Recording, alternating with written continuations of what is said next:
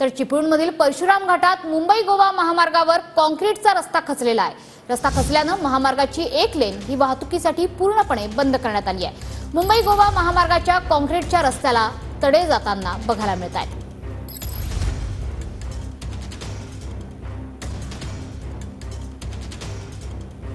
तर चिपळूणमध्ये परशुराम घाटातली ही चित्र आहेत। महामार्गाची एक लेन ही पूर्णतः वाहतुकीसाठी बंद करण्यात आली आहे। याचं कारण म्हणजे मुंबई गोवा महामार्गाच्या कॉन्क्रीटच्या रस्त्याला अक्षरशः तडे गेलेले आहेत।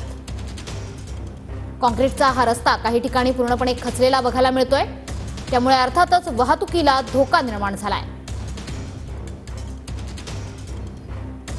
कॉन्क्रीटचा रस्ता खचल्याने आणि ठिकठिकाणी रस्त्याला तडे गेल्यामुळे एक लेन ही वाहतुकीसाठी पूर्णतः बंद करण्यात आलेली आहे।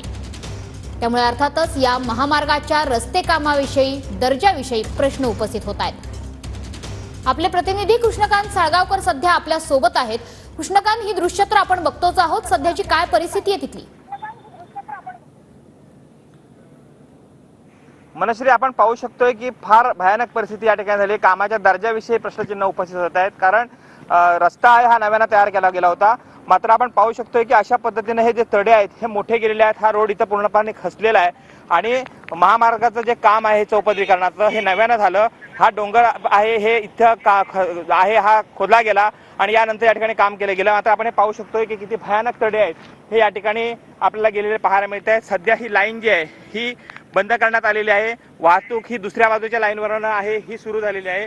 मात्र काही दिवसात एवढ्या मोठ्या प्रमाणामध्ये घटना घडत आहेत। परशुराम घाटामध्ये काही भागामध्ये तडे हे वारंवार रस्त्याला जाताना पाहायला मिळत आहेत। मात्र आताची जी घटना आहे यामध्ये हा रोड इथं खचलेला आहे, मोठे तडे आहेत हे आणखी मोठे झालेले आहेत आणि परिस्थिती आहे ही प्रचंड इथं धोकादायक आपल्याला पाहायला मिळते। मोठ्या प्रमाणामध्ये पाऊस देखील मागील 2 दिवसापासून पडतोय। सध्या या ठिकाणची वाहतूक चालू होत नाही आहे। मनश्री, नक्कीच त्याच्यामुळे सध्याची ही गंभीर परिस्थिती आपण बघतो आहोत। धन्यवाद या माहितीसाठी।